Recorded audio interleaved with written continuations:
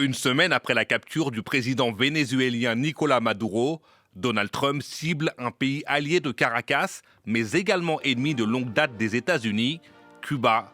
Sur son réseau social, il a publié un message lapidaire et menaçant. Il n'y aura plus de pétrole ni d'argent pour Cuba. Zéro. Je leur recommande vivement d'accepter un accord avant qu'il ne soit trop tard.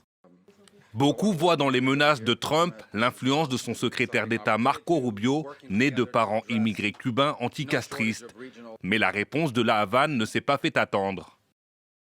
Cuba est une nation libre, indépendante et souveraine. Personne ne nous dicte notre conduite. Cuba n'attaque pas. Elle est attaquée par les États-Unis depuis 66 ans. Elle ne menace pas. Elle se prépare, prête à défendre sa patrie jusqu'à son dernier souffle.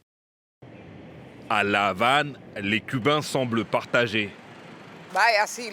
Je peux vous l'assurer, Trump ne va pas toucher à Cuba.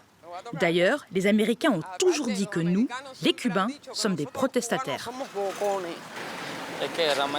Oui, il faudrait parvenir à un accord et ne pas recourir à la violence.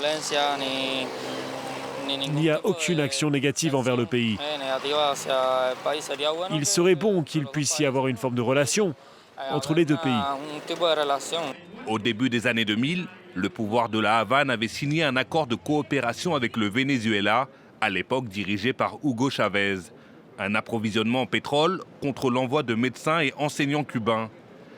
Sans livraison de barils de pétrole venus de Caracas, Cuba, qui vit sa pire crise économique depuis 30 ans, pourrait difficilement s'en relever.